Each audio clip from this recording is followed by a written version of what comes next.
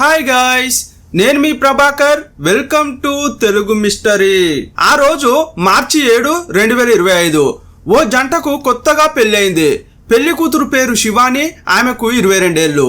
పెళ్లి కొడుకు పేరు ప్రదీప్, అతనికి 24 ఏళ్ళు.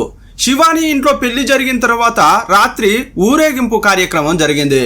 మరుసటి రోజు పెళ్లి కొడుకు ఇంటికి వచ్చేసరికి చాలా లేట్ అయింది.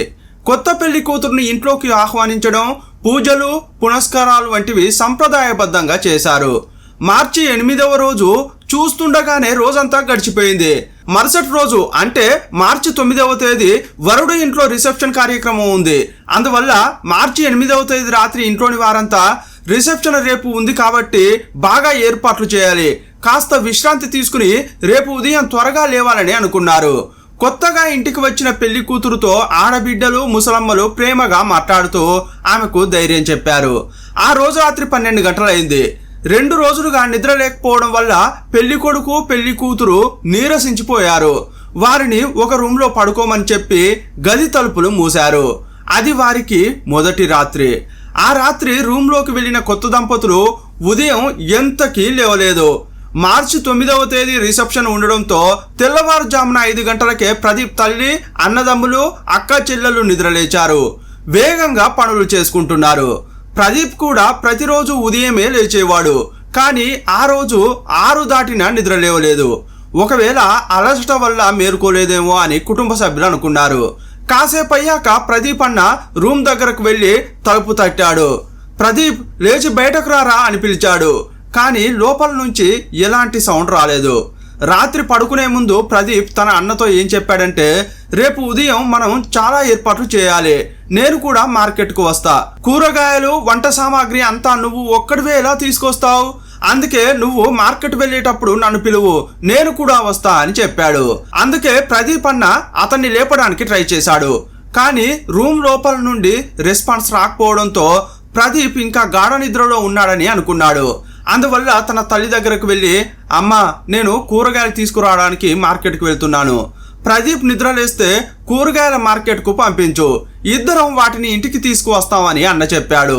కాసేపు అయ్యాక కొత్త దంపతులు ఇంకా లేవలేదేంటి అని అంతా పరాచికాలు ఆడుతున్నారు.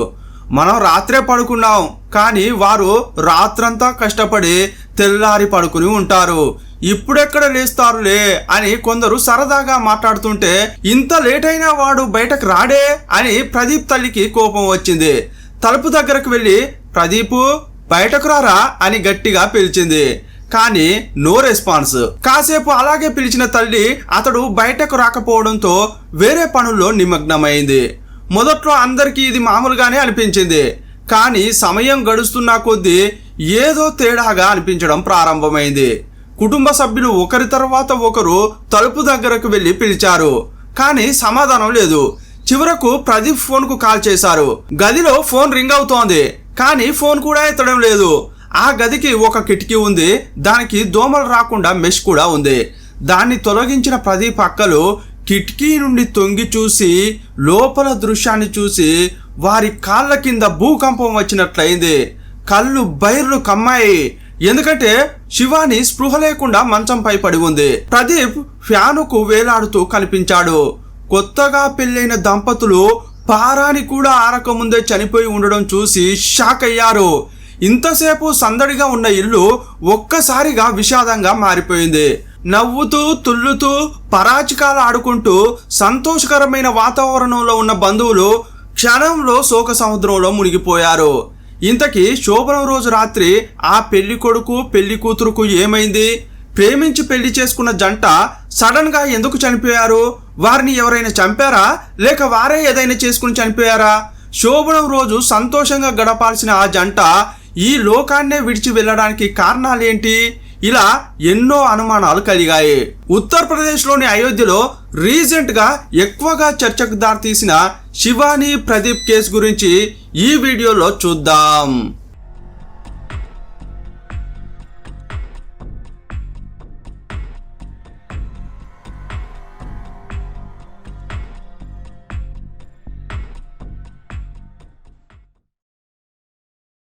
ఉత్తరప్రదేశ్లోని షాదత్ గఢ్కు చెందిన వ్యక్తి ప్రదీప్ పాస్వాన్. శివాని పేరెంట్స్ ఢిల్లీలో ఉంటారు. వారి ఇళ్ల మధ్య దూరం 25 కిలోమీటర్లు. మార్చి 7న పెళ్లి జరిగాక ప్రదీప్ చాలా సంతోషపడ్డాడు. బంధువులు స్నేహితులతో కలిసి డాన్స్ చేశాడు. ఈ పెళ్లిలో ప్రదీప్ కుటుంబం అంతా చాలా సంతోషంగా కనిపించారు. ఎందుకంటే వారి ఇంట్లో ఇదే చివరి పెళ్లి. ఆ ఇంట్లో ప్రదీప్ చిన్నవాడు. అందుకే అందరూ ఈ పెళ్లిని బాగా ఎంజాయ్ చేశారు. యాక్చువల్గా ఇది పెద్దలు కుదిరిచ్చిన ప్రేమ వివాహం. ఎందుకంటే శివాని ప్రదీప్ ఇద్దరు పెళ్లికి ముందే ఒకరికొకరు తెలుసు. అనుకోకుండా బంధువుల ద్వారా పెళ్లి ప్రతిపాదన వచ్చింది. 2024 నవంబర్లోనే పెళ్లి చేయాలని పెద్దలు నిర్ణయించారు. కానీ మార్చి 7, 2025 తేదీన పెళ్లి జరిగింది. మరుసటి రోజు ప్రదీప్ తన భార్యతో ఇంటికి చేరుకున్నాడు. రాత్రి వరకు పూజలు పునస్కారాలు జరిగాయి. తెల్లారి రిసెప్షన్ ఉండడంతో ఆ రాత్రి అంతా పడుకున్నారు. కొత్త దంపతులను ఒక రూమ్లోకి పంపించి తలుపేశారు. ఆ తర్వాత ఇంట్రోలో చెప్పుకున్నట్లు జరిగింది. కొత్తగా పెళ్ళైన జంట చనిపోయారన్న విషయం తెలియగానే పోలీసులు సంఘటన స్థలానికి వచ్చారు. ఆ రూమ్లోకి వెళ్లి డెడ్ బాడీలను పరిశీలించారు. శివాని మెడ దగ్గర ప్రదీప్ ముఖంపై కమిలిపోయిన గుర్తులు ఉన్నాయి. పోలీసులు డెడ్ బాడీలను పోస్టుమార్టం కోసం పంపించారు. ఫోరెన్సిక్ టీం క్రైమ్ సీన్లో ఆధారాల కోసం వెతికింది. వారు చనిపోవడానికి కారణం ఏమై ఉంటుందో తెలుసుకోవడానికి పోలీసులు ఎంతో ప్రయత్నించారు. కుటుంబ సభ్యులు బంధువులను ఎంక్వైరీ చేశారు. సాయంత్రానికి పోస్ట్ మార్టం రిపోర్టు వచ్చింది. అందులో ఏముందంటే శివానీని గొంతు నులమడం వల్లే ఊపిరాడక చనిపోయిందని వైద్యులు చెప్పారు. ప్రదీప్ మెడ దగ్గర క్లాత్తో గట్టిగా లాగిన గుర్తులు ఉన్నాయి. ఈ రిపోర్టు చూసిన తర్వాత పోలీసులకు పలు ప్రశ్నలు కలిగాయి. ఒకవేళ ప్రదీపే శివానీని చంపి ఆ తర్వాత తను ఉరేసుకుని చనిపోయాడా, లేక ఈ కేసులో ఇంకేమైనా జరిగి ఉంటుందా అని ఆలోచించారు. శివాని శరీరంలో ఎక్కడా గాయాలు లేవు. అదేవిధంగా ప్రదీప్ మెడపై మాత్రమే ఉరేసుకోవడం వల్ల ఏర్పడిన మరక తప్ప ఇంకేమీ గాయాలు లేవు. పోస్ట్ మార్టం రిపోర్ట్లో ఏముందంటే మొదట శివాని ఈ లోకాన్ని విడిచిపెట్టింది. గంట తర్వాత ప్రదీప్ చనిపోయాడని నివేదిక వచ్చింది. మార్చి 9వ తేదీ వేకువజామున 3 నుంచి 3:30 మధ్య శివాని చనిపోగా 4 నుంచి 4:30 మధ్య ప్రదీప్ చనిపోయినట్లు రిపోర్ట్లో ఉంది. దీన్ని బట్టి చూస్తే మొదట శివానీని ప్రదీప్ చంపి ఆ తర్వాత తను చనిపోయి ఉంటాడని పోలీసులు అనుకున్నారు. పోలీసులు వచ్చేసరికి ప్రదీప్ మృతదేహం వద్ద టవల్ కనిపించింది. ఒక స్టూల్ కూడా ఉంది. స్టూల్ చుట్టూ అనేక వస్తువులు ఉన్నాయి. వాటి సాయంతోనే ప్రదీప్ పైకి ఎక్కి ఫ్యాన్కు ఉరేసుకుని ఉంటాడని పోలీసులు అనుకున్నారు. పోలీసులకు గదిలో ఒక మొబైల్ ఫోన్ దొరికింది. ఆ ఫోన్ ప్రదీప్ దేనని తెలిసింది. పోలీసులు శివాని ఫోన్ కూడా ఇక్కడే ఎక్కడో ఉంటుందని వెతకగా ఆమె ఫోన్ దొరకలేదు. శివాని తన పుట్టింటి నుంచి ఇక్కడికి ఏ ఫోను తీసుకురాలేదని ఆ తర్వాత పోలీసులకు తెలిసింది. ప్రదీప్ ఆ ఇంట్లో చిన్న కొడుకు. అతనికి 3 అక్కలు, 1 అన్న ఉన్నాడు. ప్రదీప్ తండ్రి 20 సంవత్సరాల క్రితం రోడ్డు ప్రమాదంలో చనిపోయాడు. అప్పుడు ప్రదీప్ అతని తోబుట్టువులు చాలా చిన్నవారు. తల్లి మాత్రమే కష్టపడి పెంచేది. ఆమె ఆరోగ్యం కూడా బాగాలేదు. కాస్త పెద్దయ్యాక ప్రదీప్ అతని అన్న ఇద్దరూ కలిసి ఇంటి పరిస్థితిని చక్కదిద్దారు. అన్న ట్రక్ మెకానిక్గా పనిచేస్తున్నాడు. ప్రదీప్ టైల్స్ పని నేర్చుకున్నాడు. అన్నదమ్ములు బాగా కష్టపడడం వల్లే 3 సోదరీమణుల పెళ్లిళ్ళు జరిగాయి. తల్లికి మంచి చికిత్స చేయించారు. ఇంటిని బాగు చేయించుకున్నారు. అన్నదమ్ముల మధ్య చాలా ప్రేమ ఉండేది.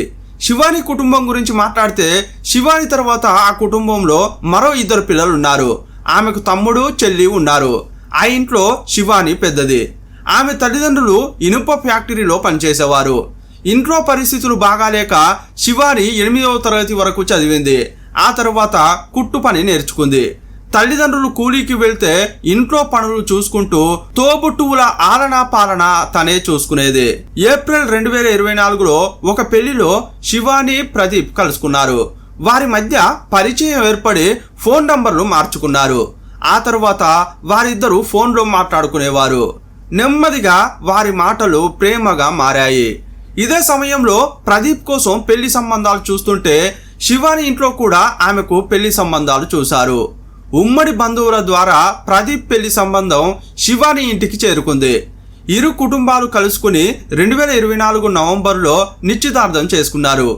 ఇక అప్పటి నుంచి తన జీవితంలోకి శివాని ఎప్పుడు వస్తుందా అని ప్రదీప్ ఎదురు చూశాడు. కాబోయే భార్య ఇంటికి వచ్చేసరికి అందంగా ఉండాలని పెయింటింగ్, రూమ్లో టైల్స్ వేయించాడు. ఆమె తన జీవితంలోకి ఎప్పుడు వస్తుందా అని ఎదురు చూశాడు. కానీ పెళ్ళైన 24 గంటల్లోనే వారిద్దరూ చనిపోయారు. పోలీసులు సంఘటనా స్థలాన్ని పరిశీలించిన తర్వాత ఆ గదిలోకి ఎవరైనా ఫోర్స్డ్గా వెళ్ళి మళ్ళీ బయటకు వచ్చారా అనే దాని గురించి ఏమీ చెప్పలేకపోయారు.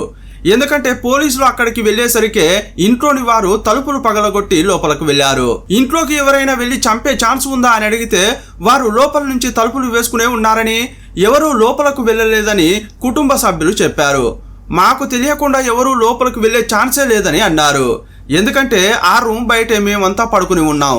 ఒకవేళ ఎవరైనా లోపలకు వెళ్ళినా తలుపులు మూసి ఉంటే ఎలా బయటకు వెళ్ళగలరు? ఎందుకంటే వారు చనిపోయారని కిటికీ నుంచి చూసిన తర్వాతే తలుపులు పగలగొట్టామని కుటుంబ సభ్యులు చెప్పారు. సాయంత్రం పోస్ట్ మార్టం పూర్తయిన తర్వాత మృతదేహాలు ఇంటికి వచ్చాయి. అప్పుడు శివాని పేరెంట్స్ తో కావాలంటే మీ కూతురి మృతదేహాన్ని మీ ఇంటికి తీసుకువెళ్ళవచ్చు అని ప్రదీప్ కుటుంబ సభ్యులు చెప్పారు. కానీ వారు ఒప్పుకోలేదు. మా కూతురుని మీకు అప్పగించాం, ఇప్పుడు ఏం చేయాలో అది మీ బాధ్యతే అని చెప్పారు. ప్రదీప్ అన్నే వారి చితికి నిప్పు పెట్టాడు. పోస్ట్ మార్టం రిపోర్ట్లో ఆ రోజు రాత్రి భార్యాభర్తలు ఏకమయ్యారని తెలిసింది. ఆ రాత్రి ఒకరి ప్రేమను మరొకరు పంచుకున్న వారు ఎందుకు చనిపోయారనేది పోలీసులకు అర్థం కాలేదు. సంఘటన జరిగినప్పుడు ఇంట్లో దాదాపు 20 మంది పడుకున్నారు. కొత్త దంపతులు ఉన్న గదికి 5 అడుగుల దూరంలోనే వారంతా ఉన్నారు. కానీ రాత్రి ఎలాంటి శబ్దం వినలేదని చెప్పారు. పక్క గదిలోనే ప్రదీప్ తల్లి కూడా పడుకుంది. ఆమెకు ఎలాంటి శబ్దం వినిపించలేదని చెప్పింది. ఆ తర్వాత పోలీసులు శివాని కుటుంబ సభ్యులను ప్రశ్నించారు. మీ కూతురు తన ఫోన్ను అత్తవారింటికి ఎందుకు తీసుకుపోలేదని అడిగారు. వారేం చెప్పారంటే పెళ్లికి ముందు శివాని ఫోన్ నీటిలో పడిపోయింది, అందువల్ల పాడైంది. అప్పుడు శివాని తన తల్లి ఫోన్ను ఉపయోగించేది. తల్లి ఫోన్ నుంచే ప్రదీప్కు కాల్ చేసి మాట్లాడేది. ప్రదీప్ కాల్ హిస్టరీ చెక్ చేసినప్పుడు ఆ రోజు రాత్రి 9:53 తన మేనల్లుడు అనూజ్కి కాల్ చేసి మాట్లాడాడు.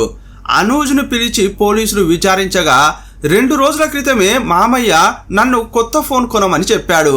ఎందుకంటే అత్త ఫోన్ పాడైపోయింది. మార్చి 9న అంటే రిసెప్షన్ రోజు ఆమెకు బహుమతిగా ఇవ్వాలని అనుకున్నాడు. బహుశా ఈ విషయం అత్తకు మామ ముందే చెప్పి ఉంటాడు.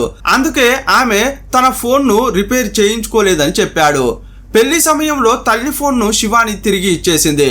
పాడైన ఫోన్ను కూడా ఇంట్లోనే వదిలి అత్తారింటికి వెళ్ళింది.